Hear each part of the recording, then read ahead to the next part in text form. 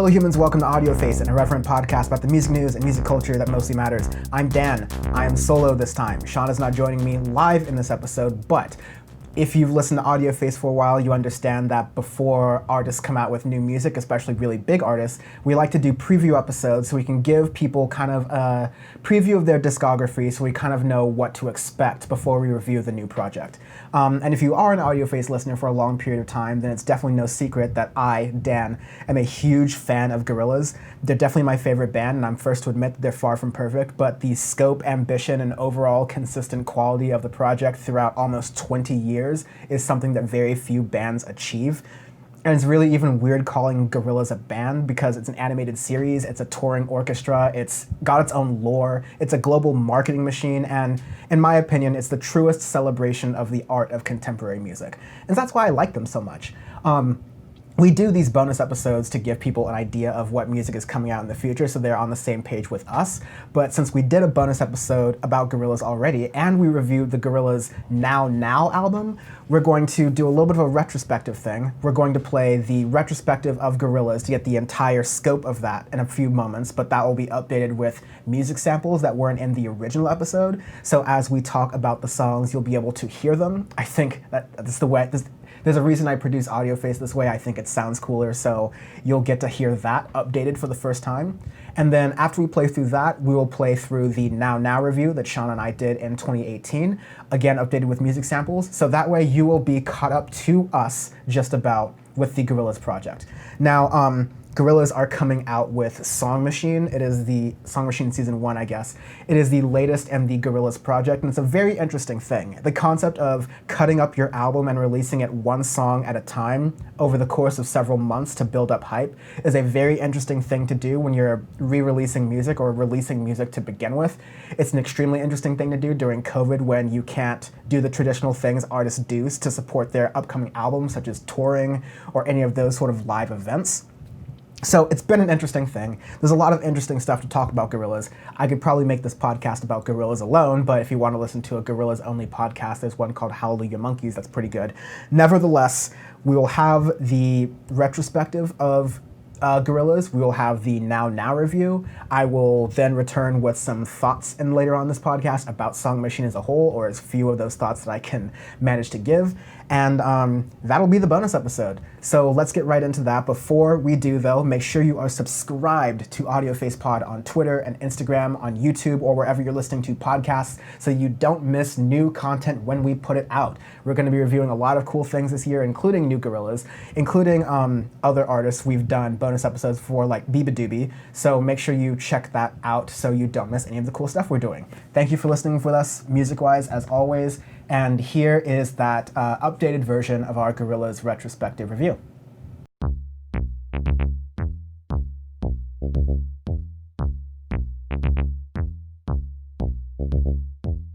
Hello humans, welcome to Audioface. This is this is a bonus episode. I just said something really saucy because this has been a really edgy day. Jesus. And I just started straight into the episode without Sean really noticing, so I just caught him blindsided. This is why you should have started the episode. You didn't give me a countdown, so... This is one of our bonus episodes where we're doing it in addition to our last episode, which is episode 54, I want to say. Or was it 53? It was 54. It was 54. Yes, that's correct. And I'm just checking right now because I'm paranoid. It's 54. It's 54. I know my podcast. Yes. I have my alarm set every Monday. The people aren't here for us complaining about the fact that we're podcasting at 9:30 p.m. on a Tuesday after we both had a really long day. But people are here for the fact that we are doing Can we have our therapy session, Dan from the Intercourse, one day? Like, just, this is rough. It's rough in the streets. It's a damn shame. But enough about Sean's love life. Let's talk about the Gorillaz. Never say the Gorillaz around me. I have a specific thing about the being put in front of their name Gorillaz because it's just Gorillaz. But we will be. It's like Radiohead's my favorite song is Creep. It's like meeting those people. Right, it's rough.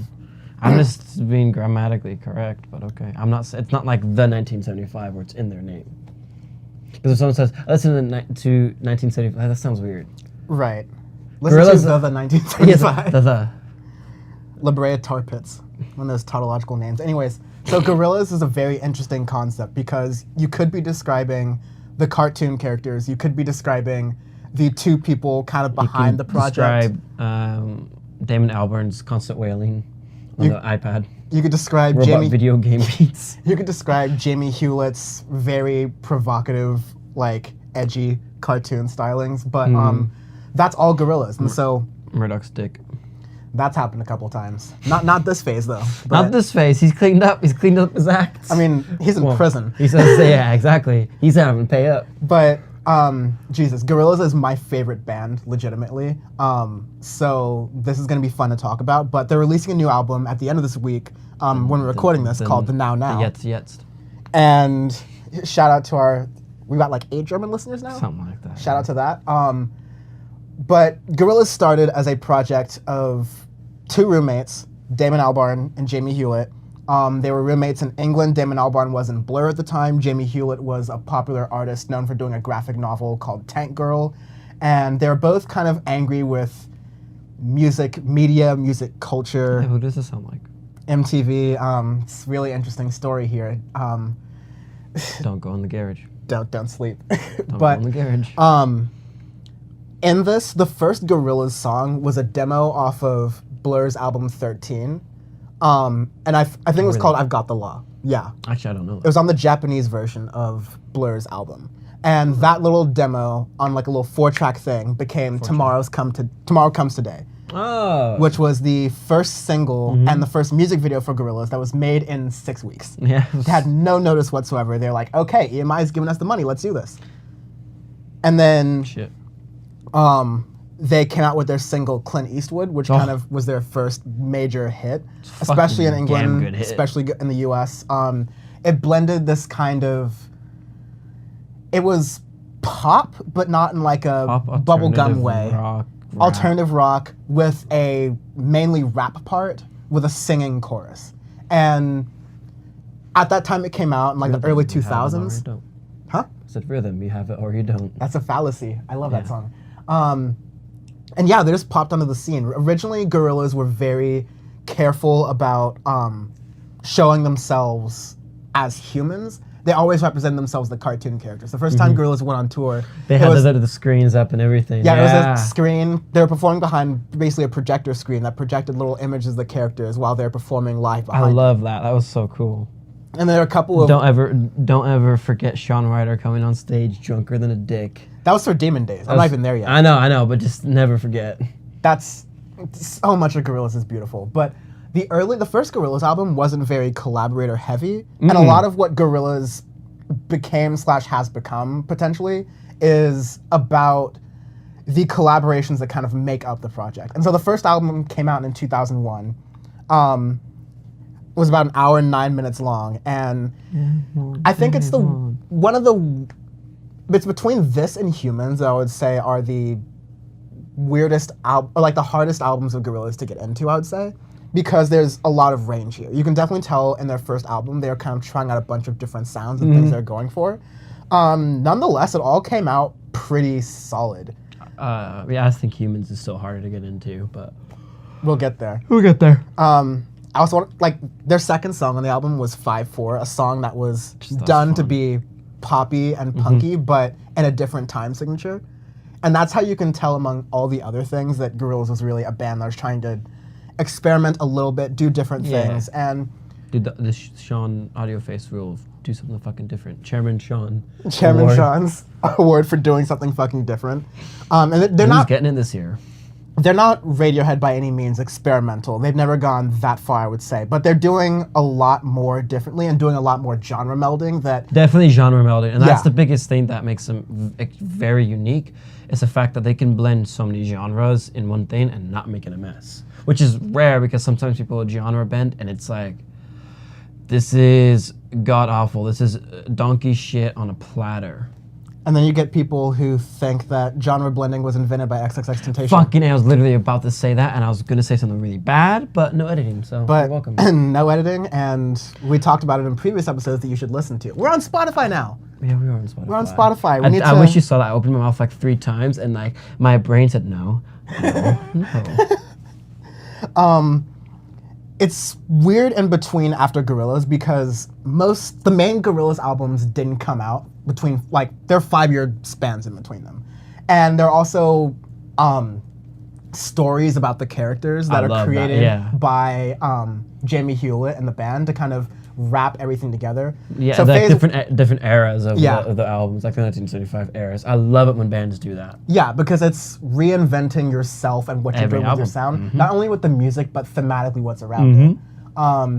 And with Gorillaz, it just goes super heavy. All this lore, and unlike a lot of cartoons, Jamie Hewlett wanted to make sure the Gorillaz never were static. They're always wearing different clothes. They are drawn in different styles with every single generation. Yeah, like the first style of the Gorillaz self-titled album is super 2D flat, really flat style, and now you have 3D. Yeah, like and that changes from album to album. Like their color will be a little different. One time Noodle will just be a robot or some shit. Oh, that's god. So it's fun. I love the story of the characters. Yeah, it's very unique and different. Yeah, it's always something a little bit random and off the cuff, and that's just the style they go with, which I like. And so there are a couple little side projects that were done, like Laika Come Home, which was like a dub reggae remix of all of the original songs from the self-titled Gorillaz album.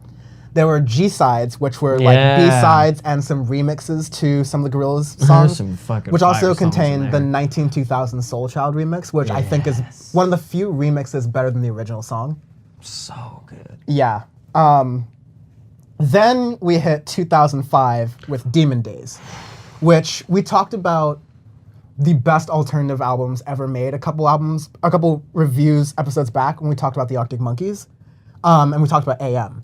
But the gold standard that AM has to sit around among is like Demon Days. Demon Days and Rainbows and a couple others are like some of the best alternative rock albums ever. Legendary.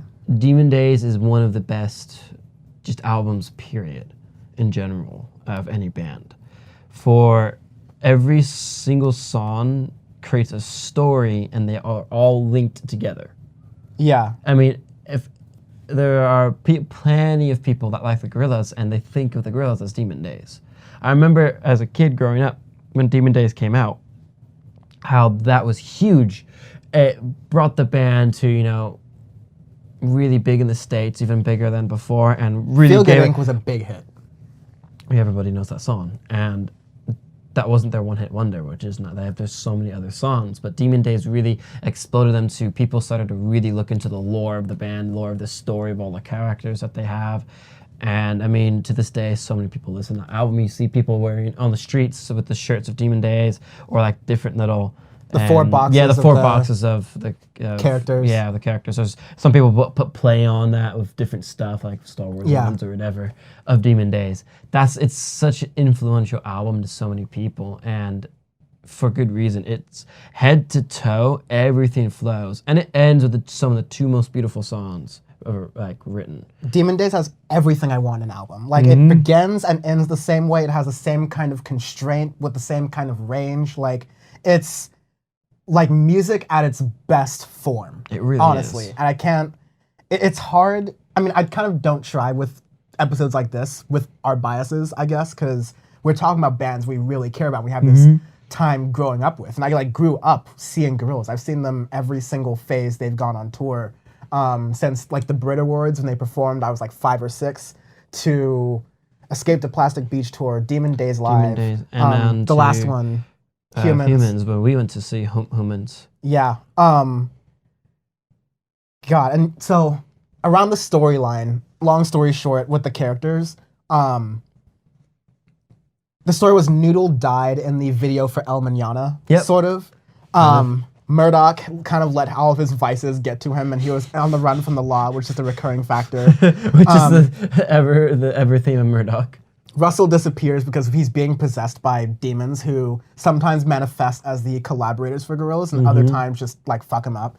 And then 2D is just kind of lost in general. 2D is weird. Yeah, they reconvene on Plastic Beach, which is 2010 album. Yeah, the 2010 album. It's the kind of way that Damon Albarn, the musician behind Gorillaz, addresses environmental things. And the storyline of Gorillaz, they all escape to Point Nemo, the furthest point away from any landmass on Earth, to this collection of plastic that's collected in the middle of the ocean to gather collaborators of music and release this amazing album. And that they did. It's very hard to come like back from an album like Demon Days. And it took a little while for me to fully enjoy Plastic Beach, which isn't to say I hated it originally, but it took me a little while to see it in any way even close to Demon Days. I thought Demon Days was so good. But even looking back, like the song White Flag, I'll talk really fast. Yeah, how about it? It was done and performed by a Syrian orchestra. And Gorillaz ultimately went on to become one of the first like English bands to perform in Lebanon back when that was a place. Shout out to Tarek. Right? And they kind of broke ground with pushing the idea of collaborating with music onto not just different artists and different genres, but pulling into different cultures and doing that, and then bring that into pop mainstream music, which is really cool. Yeah, the thing with Plastic Beach is it took them 5 years to go from Demon Days to Plastic Beach, and Plastic Beach sounds very different and is nothing like not like Demon Days. And this the nice thing about the Gorillaz. Nice thing about them is that each album you will just hear a random song from the say random song for Humans, random song from Plastic Beach. They cannot interchange albums, and that's it could be a good thing, it could be a bad thing. In this case, it's a very good thing because it really separates each album as their own artwork. Because some bands, you can interchange songs and they'll, like, the albums won't change at all. We've said that. We complained about that. Yeah, we've said that plenty of times on Audioface, and they don't do that. It's Plastic Beach. The theme, it feels like you're on a beach. It feels like they put the soundscapes in it of waves crashing, birds in the distance, foghorns. The motifs all there. And every song fits that. And you have this feeling whenever you listen to that album of, like, that's Plastic Beach. Demon Days, that's Demon Days. And every album they've put out has done that. And that's very rare for a band to do that. And I love Plastic Beach too. They're phenomenal at picking themes and going with them. Before we continue, I want to talk about like particular songs, like in general from the past three that we've really liked. We kind of touched a little bit on the first one, but on Demon Days, probably one of my favorite songs of all time is on Demon Days, which is November Has Come, featuring Gorillaz and Doom. MF Doom. MF the super back villain. when Doom was like in his prime. That's 2005 Doom. That's Mad Villain. That's Food. That's all the classics. Knishes. Yeah. Every Planet We Reach Is Dead from Demon Days is something they've started to bring back now on the Humans tour, but it was just this beautiful, soulful, like classic rock piece in the middle of an album where you really wouldn't expect something like that. And that song sticks out as like an underdog in that album that really like kind of bring it all together. But then you just got like, now I'm kind of going to Plastic Beach. There's Rhinestone Eyes, there's Stylo with, you wouldn't think to combine Bobby Womack's like really soulful, powerful voice with Most Def, and they did it. Works out. Yeah. For go on your me, songs. Demon Days, the song Demon Days is fucking fantastic.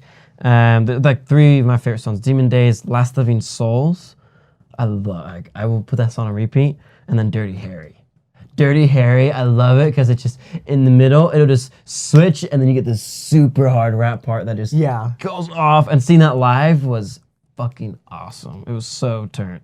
A lot of what's cool. Oh, God. Yeah, and then for Plastic Beach, there's like way too much, to be honest. But probably like I like Super Fast Jellyfish. I was just thinking about Super Fast Jellyfish is really good. And then what am I blanking? What's the other one with Mos Def? Sweepstakes. You're a winner. Yeah, Sweepstakes and Super Fast Jellyfish are awesome. Those are my two favorite on Plastic Beach. I really like Rhinestone Eyes is super a winner. Rhinestone Eyes, yeah, and Empire Ants. Empire Ants I know not too people like that song, but Empire Ants goes super hard. I like it live a little better than the live is a bit better, but I like both. Another thing really fast, Gorillaz live sounds extremely different It's like Radiohead live. Yeah. Or some of the good bands live. Very different.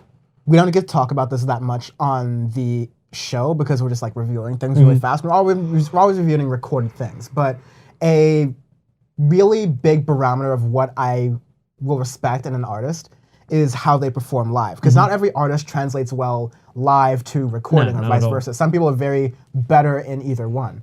But a band that can be good in both, but not just good in both, but can bring something distinct to their sound. Because when you see Gorillaz live, not only is it like a different visual experience, because you're getting these like massive high definition cartoons doing all these crazy shit, but you're also getting a different sonic experience because you can bring like out an entire orchestra, an entire brass section, and a string section, and a wind section to do certain parts of these songs and really bring them to life. Yeah, and it's very, especially with all the collaborations too. And I mean that we can go to Humans now, right? Or speaking of a lot of collaborations, there's anything else you wanted to add? No, that should be it really. So Humans is, well, I mean we could briefly go over The Fall. The Fall is like a little iPad album that Damon made when he was bored on tour on the Plastic Beach. And, it's not that it's extremely experimental. I mean, there are a couple good songs like Revolving Doors and the Spider song, whatever. The Joplin Spider. Those two songs are kind of cool, especially Revolving Doors does go hard. The rest of the album is just super experimental and him literally fucking it on an iPad. It's like, I have an iPad, which in 2010 was fairly novel. And the idea that the idea that like a major artist, quote unquote, although this is mostly just Damon Albarn, released an album using only an iPad was like, oh wow, this is cool for what the technology can do. Yeah, exactly. And then there's also D-Sides, which was the B-Sides album for Demon Days. Unfortunately, there wasn't anything like that released for Plastic Beach. I think that would have been cool, because Damon always likes to brag about, oh yeah, for every album we make like 80 songs, and we cut it down to 15. Humans, they didn't quite cut it down to 15. Humans, which they released last year, and I gave a lot of, I didn't give it a bad review, but I gave it a lot of critique because we like Gorillaz a lot. I like Gorillaz a lot. And I told him, hey, slow the fuck down. This is a starfuck, and it sound like the album didn't necessarily have a sound. It was so all over the place, and there's too much in between shit of like, I switched my robot off. Elevator going up. Right. Like really random in between stuff that just didn't fit with the album, and it was too long. It had some fucking bangers in it. There was fantastic songs in there. Really woke shit too, and craziness as always. But I mean, like you had Vince Staples, De La Soul return back. There were some really like good songs in like the deeper parts of the album. Like I liked "Let Me Out" featuring Young Pusha T. The Apprentice with Rag and Bone Man, Zebra Cats, Ray Black. Out of Body with Kylo Kush. That was amazing. Sex Murder Party goes so hard. I love that song so much. And then there's moments. And you love Strobe Light too. It goes hard. And we've like just in doing Strobe Light's my favorite on the album. Just in doing this, we've named like half the album, and so that says like the album was. But the problem is we named half the album with 7 songs. That's half the album. Like what the fuck? Yeah, that's too long. Yeah, there was a lot. I think the Humans album felt the least constrained in the sense that what Gorillaz had done really well to a T is put in a lot of craziness, but pull it back so that it's not overwhelming, so you still have like a complete product that feels cohesive and something that works. Humans, and I think that's because Damon Albarn led most of the production for this, whereas in previous albums he had help from Dan the Automator from the first album, the original Dan Nakamura. Danger Mouse, legendary Danger Mouse, helped produce Demon Days. And I think there were like just random bits of help on Plastic Beach too. But I think Damon really needs that to almost like Kanye West or Kid Cudi, the way we were describing earlier. He has a lot of potential there, but if you don't constrain that and go, here's what we cut, here's what we add, you don't be really judicious with that, then it goes all over the place. Yeah, and then it's just a star fuck, and that's what happened with Humans. Yeah. Unfortunately. But I mean, there was some good stuff in there, so hopefully this one, so far, I've only listened to 2 songs, and I'll find out on Friday, obviously. I could really talk about Gorillaz for ages if I had to. But now that we've caught up with, a brief primer of what Gorillaz are about, up until at least their last album, The Now Now, we can then throw in the Now Now review. So let's listen to that. Now Now. It's like, 11 songs and 40 minutes? Which is very different from Humans. Yeah, want me to go first, or do you want to go first for this? I'll go first, because you often start off album reviews. I generally let you do it, and have it. Fuck it, my podcast. I think this is a really good album. Really, really good. Humility seems to be the really popular song off of it, and that's how the album begins, which, I mean, apparently begins really well. I think Humility is kind of the soft on, like, peppy, really on Melancholy Hill-ish kind of song off of this album. It invokes a lot of that kind of happy, poppy tone, even though, I guess on Melancholy Hill is definitely more sad. No, hence the name. Yeah.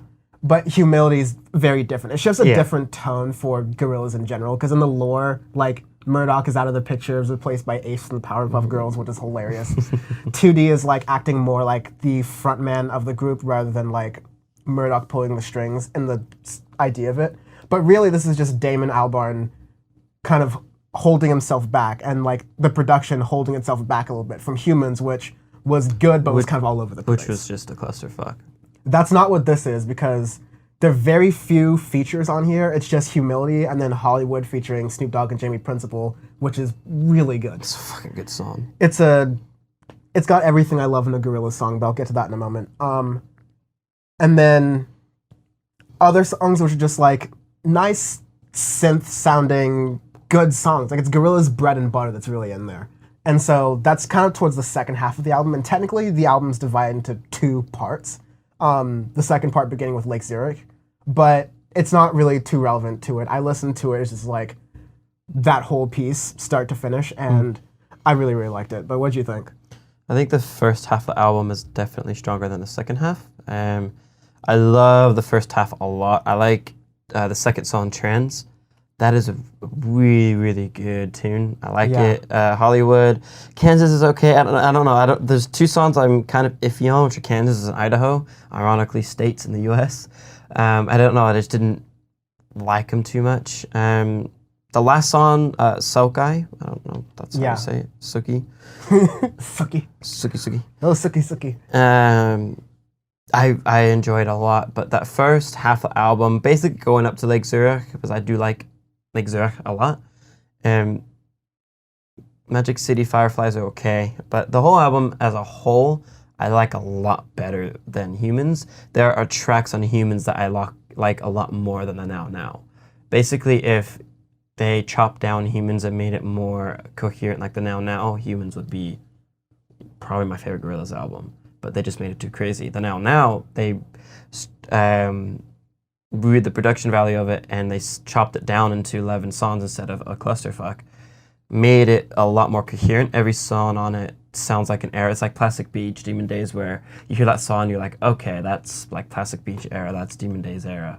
This is like, okay, that's the Now era. You can feel that. And stay true to their sound, push it a little bit, but nothing too crazy. Overall, good album. The second half is okay. There's a couple songs on there that felt like filler songs to me, but there were some definitely good songs. That first three, Humility, Trends, and Hollywood, were very, very solid. Very in. So the start of the album is very, very strong. And it ends strong. I like the last song a lot. I like the last two songs. Like the last 1% and Sugai together. I'll give you that. 1%'s okay. And Sugai is really, really good. So full album together, so to finish is pretty solid. I just like that with this album, I was reminded why I think I like bands like Gorillaz and what they really have to offer, because I keep trying to offer something really tangible to it. And what that ultimately ends up being is that the composure of these songs is a lot more complex than just like a simple 4-bar repetition on itself. Like it has codas and it has different parts and normal constructions you have in music, but it's in a very kind of simple pop construction. That's really what works best in this. I think that some of the slower songs on this album, like Kansas, Idaho, Magic City, and Fireflies, they'll grow on me with some time, and even like in a mood I'll be into them. Yeah, I think so too. But it doesn't have like the every song is pretty amazing stopping power that like Demon Days and Plastic Beach had. Even Humans, there was a lot of tracks in there you go, oh my god. That were solid. This album doesn't feel like it has any of those real moments, but the whole thing top to bottom is very, very coherent. I think it has a lot of those moments, but it has fewer of those moments than Gorillaz albums have in the past. But I think as far as a piece and a finished work, having less and not doing as much still is better. but there are individual songs on this. I kind of like the way Sean put it, where Humans had better songs, but more kind of randomness. And then Now has pretty good songs, but it's a little more succinct. Yeah. So, didn't come up with an arbitrary scale for this. Can you think of one off the top of your head super fast? Super fast. McDonald's Happy Meals. So 5 being really shitty because you'll get diabetes and die. 1 being really good because you don't want a Happy Meal because you'd rather be vegetarian and eat like a salad. Or like, I'm gonna add too much nuance into this, but like, yeah, let's just do Happy Meals. Just don't eat too many of them, I guess. Mm-hmm. This is, and you know what? I think this is apt because for the next review, we'll explain. But thank you. I think this is 2 Happy Meals, but both of them are like substituted with like apples in it.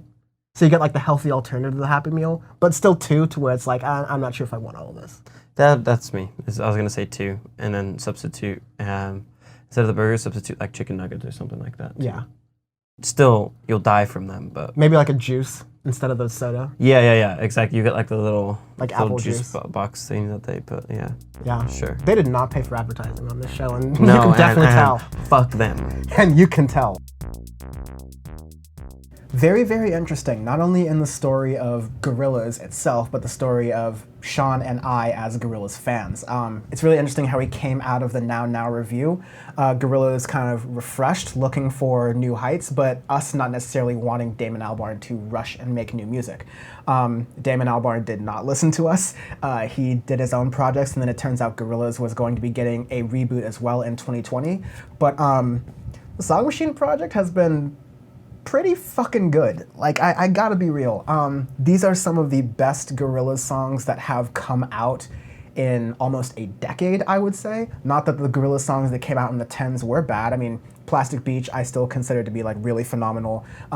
Humans, though it was a bit of a mess, you know my opinions. I've generally over the years come to enjoy specific songs on it more. And the Now I appreciate for its clean slate kind of nature. And Sean appreciates the Now's lead single Humility for its subtle anti-Brexit message. That's always kind of fun.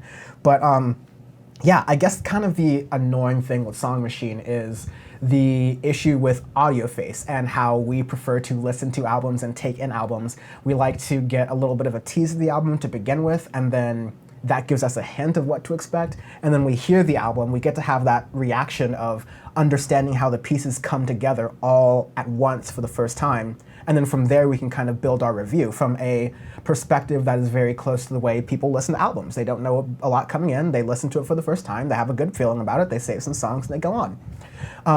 Song Machine, while is a really innovative kind of way of releasing an album and doing an album rollout project from like a music standpoint, as a Gorillaz fan, I accidentally heard the majority of Gorillaz' new album before it came out. I probably would have done that anyways as a Gorillaz fan, and some of the songs we haven't talked about on Audioface yet that we're saving for the Gorillaz review are things I'm holding on, but I will say that was a little bit of an interesting move that they took, that they wanted to release as much as they could throughout 2020, even before COVID happened, just to kind of get an idea to ultimately release this album as it came out. Sean was definitely right, because I assumed that Damon wouldn't release the whole album, but of course Damon does whatever the fuck he wants to, so sure. But nevertheless, there's still a lot about Song Machine Season 1 that we have not talked about yet. There's the collaboration between Gorillaz and Beck that I have been wanting since I was a teenager, that I finally get to hear with the album. That should be very exciting. And Sean and I are going to have all of our thoughts about that on a future episode of Audioface. As I'm recording this, I think it's going to be number 163, but the artist titles are in the titles of the episode, so just look for that and you'll find it roughly in the same area as this one is. Anyways, thank you very much for listening to me talk about Gorillaz for at least over half an hour. One of my favorite bands. You don't have to understand why, but if you do understand why, I've given you enough information, and I appreciate it, because I really do believe they are like I said, the truest celebration of the art of contemporary music as it exists today. And a building block for other bands and groups to build off of and grow and continue the art of contemporary music. Thank you for being interested in the art of contemporary music, so much so that you're listening to this podcast about that art. I really appreciate it. Sean, I know, really appreciates it. We all do at Audioface. Make sure you're subscribed to us at Twitter and Instagram at AudiofacePod. Leave a nice review on Apple Podcasts or wherever you're listening. And at the bare minimum, subscribe and follow so you don't miss any new episodes. That's all. Thank you for watching and listening, and we will talk to you soon with some more new music. Cheers!